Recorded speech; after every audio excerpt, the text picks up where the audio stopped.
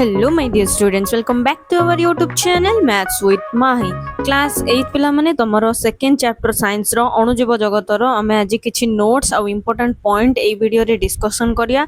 जदि तुम माने चैप्टर आउरी क्लियर हेइनो जाय कि डिस्क्रिप्शन बॉक्स रे थिबा लिंक को क्लिक करके क्लियर हे जाओ। एइटी हम माने पढिबा अणुजीव कोन कोन केते प्रकार रो कोष कोन कोष कहा कुआ जाय रोटफुक कोन आविष्कार करथिले एई सब दिनस आमे एइटी पढिबा। तो देरी न करी वीडियो टी को स्टार्ट करिया। जदि चैनल को सब्सक्राइब करना सब्सक्राइब कर दो, वीडियो को लाइक शेयर एंड कमेंट कर दो।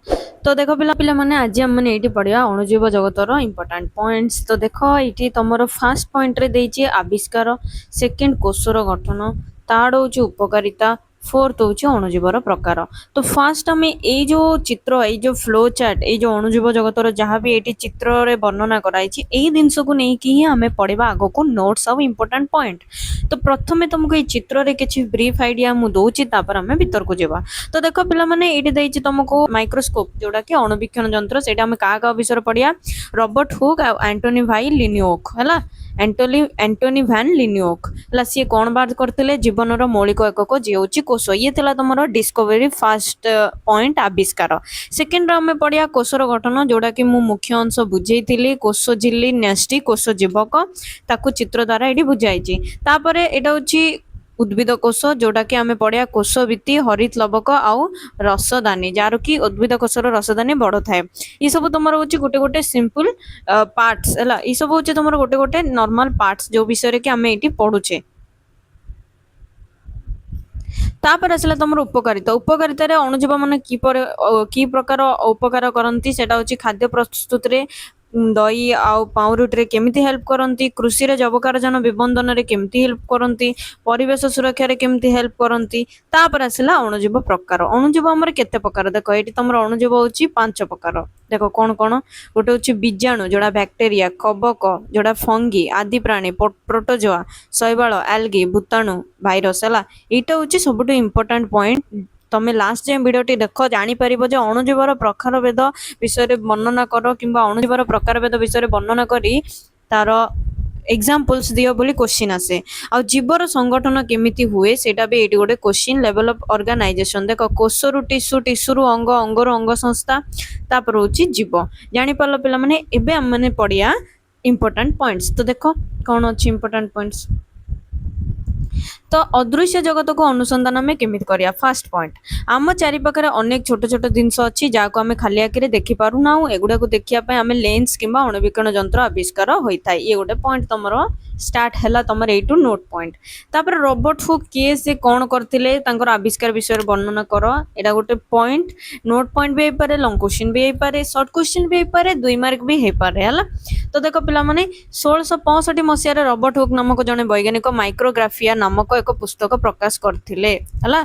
से जने सूक्ष्म पर्यवेक्षण और कुशल चित्र करथिले। एई पुस्तक लोक मानक पूर्व देखि नथिया छोट छोट जिनस गुडी को विस्तृत वर्णना रे चित्र अंकन करा जायतिला। एई विषय रे आमे जानिचे ऑलरेडी से बुक रे बहुत जिनसर बहुत जाक जिनस जाको लोक आरंभ देखि नथिले सेतिर छोट छोट चित्र बनै कि सीए से पुस्तक रे प्रकाश करथिले। एई जिनस गुडी को देखिया पई से व्यवहार करता उपकरणटी वर्तमान अणुवीक्षण यंत्र कुआ जाय। से निजे तयारी करथिबा अणुवीक्षण यंत्र सहाय्य रे कॉर्क एक पतला अंश को पर्यवेक्षण करितिले हैला। सेति पई मो प्रणावली छोट छोट कोटरी देखिया को पाइथिले। एगुडी को कोष नाम देइथिले। रॉबर्ट हुक कोन आविष्कार करथिले? कोष आविष्कार करथिले। को यंत्र बाहर करथिले? अणुवीक्षण यंत्र बाहर करथिले। तो तार उठी एटी चित्र अच्छी देखो रॉबर्ट हुकंकर माइक्रोस्कोप केमिति थिला, पुराना माइक्रोस्कोप आउ माइक्रोग्राफिया रे सहित कॉर्क कोष केमिति थिला देखो। आ गोटे पॉइंट भी मु तुमको सेठी चित्र रे देखैतिली सेटा होची एंटोनी वैन लिनियोक से किए। तो देखो 1960 दशक रे प्राय समान समय रे डच वैज्ञानिक एंटोनी वैन लिनियोक उन्नत मानर लेंस तयारी करी प्रथमे बीजाणु और रक्त कोष भली जीवंत कोष को स्पष्ट भाव में देखिया और वर्णना करिया प्रथम व्यक्ति थिले। तेणु तांको अणुजीव विज्ञान रो जनक बोली कहा जाए। ताले एटा गोटे सबुठु इंपोर्टेंट पॉइंट पिले मन रखिथाओ। अणुजीव जगतर जनक किए बा अणुजीव विज्ञान रो जनक किए बोली पचारले का ना लिखिबो डच वैज्ञानिक एंटोनी वैन लिनियोक हैला। आउ कोष किए बार करथिले? Robert Hooke. बुझी पारलो। एबे हमें मोस्ट इंपोर्टेंट नोट पॉइंट्स को जिबा। तो देखो पिला माने फर्स्ट तमरो इंपोर्टेंट नोट पॉइंट होची कोष कोन, व्हाट इज सेल हैला। तो एटारो आंसर टा देखो कोन समस्त जीव कोष ସେଲ୍ ଦ୍ୱାରା ଗଠିତ। ଏହା ଜୀବନର ଏକ ମୌଳିକ ଏକକ ଅଟେ ହେଲା। କୋଷ କ'ଣ? ତ ତାପରେ ଆସିଲା କୋଷର ଗଠନ। ଏଇ ପଏଣ୍ଟଟା ମନେ ରହିଲା। କୋଷ ହେଉଛି ଆମ ଲାଇଫର ମେନ୍ ପାର୍ଟ, ଯୋଉଟା କି ସବୁଠୁ ମୌଳିକ ଏକକ, ମାନେ ସବୁଠୁ ସ୍ମଲ୍ ଆଣ୍ଡ ସବୁଠୁ ଇମ୍ପୋର୍ଟାଣ୍ଟ ପାର୍ଟ ହେଉଛି କୋଷ। ଏବେ ଆମେ ପଢ଼ିବା କୋଷର ଗଠନ। ତ କୋଶ୍ଚିନ୍ କେମିତି ଆସିବ ଜାଣିଛ ପିଲାମାନେ? କୋଷ କ'ଣ ଆଉ କୋଷର ଗଠନ ବିଷୟରେ ବର୍ଣ୍ଣନା କର। ଯେବେ ଆସିବ ତମେ ଲେଖିବ କୋଷ ହେଉଛି ସମସ୍ତ ଜୀବ ଶରୀରର ଏକ ମୌଳିକ ଏକକ, ଆଉ ତାର ଗଠନରେ ତିନିଟି ଇମ୍ପୋର୍ଟାଣ୍ଟ ପଏଣ୍ଟ, ଯୋଉଟା କି ମୁଁ ତମକୁ ପାର୍ଟ 1 ଭିଡ଼ିଓରେ ବୁଝେଇଥିଲି, କୋଷ ଝିଲ୍ଲି, ନ୍ୟଷ୍ଟି ଆଉ କୋଷ ଜୀବକ। ତାର ଏଇଟା ହେଉଛି ଚିତ୍ର। ତ ଦେଖ କ'ଣ କୋଷ ଝିଲ୍ଲି? କୋଷର ବାହ୍ୟ ଆବରଣ, ଯାହା ଦ୍ୱାରା କୋଷ ଆକାର ଦିଏ, ପଦାର୍ଥ ଆଦାନ ପ୍ରଦାନ ନିର୍ଣ୍ଣୟ କରେ, ନିୟନ୍ତ୍ରଣ କରେ ହେଲା। କୋଷ ଝିଲ୍ଲି ହେଉଛି ବାହାର ଲେୟାରଟା। ନ୍ୟଷ୍ଟି ମାଧ୍ୟମରେ ନ୍ୟଷ୍ଟି ହେଉଛି କୋଷର ମଧ୍ୟଭାଗରେ ଥିବା ଗୋଲାକାର ଅଂଶ, ଯାହା କୋଷର ସମସ୍ତ କାର୍ଯ୍ୟକୁ ନିୟନ୍ତ୍ରଣ କରେ, ନ୍ୟଷ୍ଟି।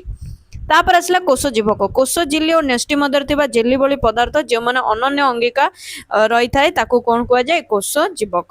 ତ ଫାର୍ଷ୍ଟ କ୍ୱେଶ୍ଚିନ୍ ଆଉ ଇମ୍ପୋର୍ଟାଣ୍ଟ କ'ଣ ଥିଲା? କୋଷ କ'ଣ ଆଉ କୋଷର ଗଠନ ବିଷୟରେ ବର୍ଣ୍ଣନା କର। ହୋପ୍ ତମମାନେ ଏଇଟା ବୁଝିପାରୁଥିବ। ଯଦି ଜାଣିପାରୁନ ଏଇଟାକୁ ନୋଟ୍ କରିଦେବ ଆଉ ଇମ୍ପୋର୍ଟାଣ୍ଟ ପଏଣ୍ଟକୁ ଖାତାରେ ଲେଖିଦେବ। ଆଉ ଏଇ କ୍ୱେଶ୍ଚିନ୍ ବହୁତ ଥର 8th କ୍ଲାସ୍ରେ ରିପିଟ୍ ହେଇଛି, ତ ମୁଁ ବାରମ୍ବାର କହୁଛି ଏଇଟା ଇମ୍ପୋର୍ଟାଣ୍ଟ, ତ ମନେ ରଖିବ। ନେକ୍ସଟ ଆମେ ପଢ଼ିବା ପ୍ରାଣୀ କୋଷ ଆଉ ଉଦ୍ଭିଦ କୋଷ ମଧ୍ୟରେ ପାର୍ଥକ୍ୟ। ତମେ ଆରମ୍ଭରୁ ଜାଣିଛ ପାର୍ଥକ୍ୟ ବୋଲି ଗୋଟେ ଜିନିଷ ତମର ସବୁ କ୍ଲାସ୍ରେ ଚାଲି ଆସିଛି ପରମ୍ପରା ଭାବରେ। ତ ଦେଖ ପ୍ରାଣୀ କୋଷ ଆଉ ଉଦ୍ଭିଦ କୋଷ। ପ୍ରାଣୀ କୋଷ ଉଦ୍ଭିଦ କୋଷ ଭିତରେ ଆମେ ବହୁତ କିଛି ଅଲରେଡି ଡିସ୍କସନ୍ କରିଦେଇଥିଲେ ପାର୍ଟ 1, ପାର୍ଟ 2, ପାର୍ଟ 3 ଭିଡ଼ିଓରେ। ତ ଏବେ ଆମେ ଦେଖିବା କୋଷ ଭିତ୍ତି ମାନେ କ'ଣ। ଦେଖ କୋଷ ଭିତ୍ତି ହେଉଛି ଉଦ୍ଭିଦ କୋଷର କୋଷ ଝିଲ୍ଲି ବାହାରେ ଏକ ଅତିରିକ୍ତ ଶକ୍ତ ଆବରଣ ଥାଏ, ଯାହାକୁ କୋଷ ଭିତ୍ତି କୁହାଯାଏ, କିନ୍ତୁ ପ୍ରାଣୀ କୋଷରେ ଏହା ନଥାଏ। ତ ସେ କହିଲା କୋଷ ଭିତ୍ତି ଯୋଉଟା ସେଟା ଖାଲି ଆବରଣ କୋଉଥିରେ ଥାଏ? ଉଦ୍ଭିଦ କୋଷରେ, ପ୍ରାଣୀ କୋଷରେ ନଥାଏ। ସେକେଣ୍ଡ ପଏଣ୍ଟ ପାର୍ଥକ୍ୟ ଆମେ ଲେଖୁଛେ ହେଲା। ସେକେଣ୍ଡ ପଏଣ୍ଟ ହେଉଛି ଲବକ। ଉଦ୍ଭିଦ କୋଷରେ କୋରୋପ୍ଲାଷ୍ଟ ବା ହରିତ ଲବକ ଥାଏ, ଯାହା ଖାଦ୍ୟ ପ୍ରସ୍ତୁତିରେ ସାହାଯ୍ୟ କରେ। ଏଇଟା ବି କୋଷ କୋଉ କୋଷରେ ଥାଏ? ଉଦ୍ଭିଦ କୋଷରେ ଥାଏ, ପ୍ରାଣୀ କୋଷରେ ନଥାଏ। ପିଲାମାନେ ଏବେ ଆମେ ପଢ଼ିବା ରସଦାନୀ, ଯୋଉଟା କି ଉଦ୍ଭିଦ କୋଷ ଗୁଡ଼ିକରେ ଗୋଟେ ବଡ଼ ଶୂନ୍ୟ ସ୍ଥାନ ମଧ୍ୟ ଥାଏ, ଯାହାକୁ ରସଦାନୀ କୁହାଯାଏ। ଏଇଟା ଅଛି ତାପରେ ପଏଣ୍ଟଟା। କିନ୍ତୁ ପ୍ରାଣୀ କୋଷରେ ଏହା ଛୋଟ ଥାଏ କି ନଥାଏ ବି। ତ ଦେଖ ଏଇ ଯୋଉ ଚିତ୍ର ତମର ସବୁଠୁ ଇମ୍ପୋର୍ଟାଣ୍ଟ ଚିତ୍ର ଆଉ ୟାଙ୍କର ପାର୍ଥକ୍ୟ, ଇଏ ହେଉଛି ତମର ସେକେଣ୍ଡ ନୋଟ୍ ପଏଣ୍ଟ, ଯୋଉଟା ସବୁଠୁ ମେନ୍ ଇମ୍ପୋର୍ଟାଣ୍ଟ। ପ୍ରାଣୀ କୋଷ ଆଉ ଉଦ୍ଭିଦ କୋଷ ମଧ୍ୟରେ ପାର୍ଥକ୍ୟ କ'ଣ? ତ ଦେଖ ଏଠି ପ୍ରାଣୀ କୋଷ ଆଉ ଉଦ୍ଭିଦ କୋଷ ଚିତ୍ରକୁ ମୁଁ ଟିକେ ବୁଝେଇ ଦଉଛି। ଯୋଉଟା କି କୋଷ ଭିତ୍ତି ଅଛି ତମର କୋଉଥିରେ? ଉଦ୍ଭିଦରେ, କିନ୍ତୁ କୋଷ ଝିଲ୍ଲି ଅଛି କୋଉଥିରେ? ପ୍ରାଣୀ କୋଷରେ। ନ୍ୟୁକ୍ଲିୟସ୍ ବୋଥ୍ ଭିତରେ ଥାଏ। ନ୍ୟୁକ୍ଲିୟସ୍ ହେଉଛି ଦି ଜଣଙ୍କ ଭିତରେ ଥାଏ। ସାଇଟୋପ୍ଲାଜମ ବି କୋଷ ଜୀବକ ଦି ଜଣଙ୍କ ଭିତରେ ଥାଏ। ମାଇଟ୍ରୋକଣ୍ଡ୍ରିଆ ବି ଦି ଜଣଙ୍କ ଭିତରେ ଥାଏ। କ୍ଲୋରୋପ୍ଲାଷ୍ଟ କୋଉଥିରେ ନଥାଏ? ପ୍ରାଣୀ କୋଷରେ ନଥାଏ। ଆଉ ରସଦାନୀ ପ୍ରାଣୀ କୋଷରେ ନଥାଏ କିମ୍ବା ବହୁତ ଛୋଟ ଥାଏ, କିନ୍ତୁ ଉଦ୍ଭିଦ କୋଷରେ ଥାଏ। ଇଏ ହେଉଛି ତମର ପାର୍ଥକ୍ୟ। ଏବେ ନେକ୍ସଟ ଇମ୍ପୋର୍ଟାଣ୍ଟ ପଏଣ୍ଟ ହେଉଛି ତମର କୋଷର ଆକାର ଆଉ ପ୍ରକାର ହେଲା। ଇଏ ହେଉଛି ତମର ନେକ୍ସଟ ଇମ୍ପୋର୍ଟାଣ୍ଟ ପଏଣ୍ଟ, କୋଷର ଆକାର ଆଉ ପ୍ରକାର। ଜୀବ ଶରୀରରେ ବିଭିନ୍ନ ପ୍ରକାର କୋଷ ଦେଖାଯାଏ, ଆମେ ଏଇଟା ପଢିଛେ ଅଲରେଡି। ତ ଦେଖ କୋଉ କୋଉ କୋଷ ଆମେ ପଢିବା ଏଇଠି। ଗୋଟେ ହେଉଛି ମାଂସପେଶୀ ଆଉ ଗୋଟେ ହେଉଛି ସ୍ନାୟୁ କୋଷ, ଯାହାର ଇମ୍ପୋର୍ଟାଣ୍ଟ ଚିତ୍ର ଏଇଠି ତମକୁ ଅଲରେଡି ଦେଇଦେଇଛି। ତ ଏଇ ପିଡିଏଫର ଇମ୍ପୋର୍ଟାଣ୍ଟ ଏଇଆ ହିଁ କି ଏଠି କୋଷ ବିଷୟରେ କୋଶ୍ଚିନ୍ ସହିତ ଚିତ୍ର ଏବଂ ତାର ଏକ୍ସାମ୍ପଲ୍ସ ବି ଦେଇଛି। ତ ଦେଖ ମାଂସପେଶୀ କୋଷ ମାନେ କ'ଣ? ମସଲ୍ସ, ତାକୁଡ଼ି ଆକୃତିର। ଏଟା କୋଉ ଆକୃତିର? ତାକୁଡ଼ି ଆକୃତିର। ସ୍ନାୟୁ କୋଷ ସେକେଣ୍ଡ ପଏଣ୍ଟ ହେଲା। କୋଷର ଆକାର ପ୍ରକାର ବିଷୟରେ ବର୍ଣ୍ଣନା କର କହିଲେ ଜୀବ ଶରୀରରେ ବିଭିନ୍ନ ପ୍ରକାର କୋଷ ଥାଏ। ଫାର୍ଷ୍ଟ ହେଉଛି ତମର ମାଂସପେଶୀ, ସେକେଣ୍ଡ ହେଉଛି ତମର ସ୍ନାୟୁ କୋଷ। ତ ସ୍ନାୟୁ କୋଷ ଗୁଡ଼ିକର ନ୍ୟୁରନ୍ ମଧ୍ୟ କୁହାଯାଏ। ଏହାକୁ ବହୁତ ଲମ୍ବା ଶାଖାଯୁକ୍ତ ବା ବାର୍ତ୍ତା ବହନ କରେ, ଯୋଉଟା କି ଟ୍ରାନ୍ସମିଟର ଭଳିଆ କାମ କରିଥାଏ ହେଲା ସ୍ନାୟୁ କୋଷ। ତ ଏଇଟା ହେଉଛି ତମର ଥାର୍ଡ ଇମ୍ପୋର୍ଟାଣ୍ଟ ପଏଣ୍ଟ। ବୁଝିପାରିଲ? ଏଯାଏଁ ତମକୁ ଭିଡ଼ିଓଟି କେମିତି ଲାଗୁଛି ମତେ କମେଣ୍ଟ ବକ୍ସରେ ଜଣେଇବ। ତାପରେ ଦେଖ ଜୀବ ଶରୀରର ସଂଗଠନ, ଏଇଟା ସବୁଠୁ ଇମ୍ପୋର୍ଟାଣ୍ଟ। ମୁଁ ତମକୁ ଅଲରେଡି ଚାପ୍ଟର କ୍ଲିୟର ଭିଡ଼ିଓରେ କହିଥିଲି। ତ ଦେଖ ଜୀବ ଶରୀରର ସଂଗଠନ ଫାର୍ଷ୍ଟ କୋଉଠି? କୋଷ। କୋଷରୁ କ'ଣ ତିଆରି ହୁଏ? ଟିସ୍ୟୁ। ଟିସ୍ୟୁରୁ ଅଙ୍ଗ, ଅଙ୍ଗର ଅଙ୍ଗ ସଂସ୍ଥା, ଅଙ୍ଗ ସଂସ୍ଥାରୁ ଜୀବ। ଏଇଟା ଗୋଟେ ତମର ଚିତ୍ର ତମକୁ କରିବାକୁ ପଡିବନି, କିନ୍ତୁ ଏଇ ଯୋଉ ପଏଣ୍ଟ ତମକୁ ତଳେ ଲେଖା ହେଇଛି ଆରୋ ମାର୍କ ଦେଇକି, ଏଇଟା କିନ୍ତୁ ତମକୁ କରିବାକୁ ପଡିବ। ଏଇ କ୍ରମଟାକୁ ତମକୁ କରିବାକୁ ପଡିବ। ତ ଦେଖ ୟା ବିଷୟରେ ଯେତେବେଳେ ବର୍ଣ୍ଣନା କରିବାକୁ କହିବ ଆମେ କେମିତି ଲେଖିବା, ଏଇଟା ଗୋଟେ ଇମ୍ପୋର୍ଟାଣ୍ଟ କ୍ୱେଶ୍ଚିନ୍ସ ହେଲା, ଇମ୍ପୋର୍ଟାଣ୍ଟ କ୍ୱେଶ୍ଚିନ୍। ତ ଦେଖ ଫାର୍ଷ୍ଟ पॉइंट रे कौन कहला कोष होची कोषरु कौन तैयार होची टिश्यू बा तंतु तंतुरु अंग अंगरु अंग संस्थारु जीव शरीर हैला कोष परी सरल एकक गुड़िक एटा सेकेंड पॉइंट कोष परी सरल एकक गुड़िक किपरि एक जटिल जीव सृष्टि पई एकाठी कार्य करंती ता बुझिबारे हमको संगठन रे एई स्तर रे सहाय्य करिथाय एटा हमको बुझिबा दरकार एई जो लेयर टा हमको बुझिया दरकार जो ऊपर जो पॉइंट टा कहली तापर आसला जटिल जीवंत प्राणी रो जीवन गोटिए कोष डिंबरु आरंभ होता है डिंब माने अंडा है कौनसी जीवन रे डिंबकोष आश्चर्यजनक भाव बारंबार विभाजित हो अनेक कोष द्वारा गठित हुए संपूर्ण बहुकोषीय जीव सृष्टि करे मनीष समेत प्राणी एवं उद्भिद समस्ते बहुकोषी जीवों को उदाहरण एटी समस्त स्पेलिंग टा भूल लिखाई है तो बुझी पारल ये हूँ तुम जीव शरीर संगठन इंपोर्टाट पॉइंट आउ गोटे नोट पॉइंट बुझिल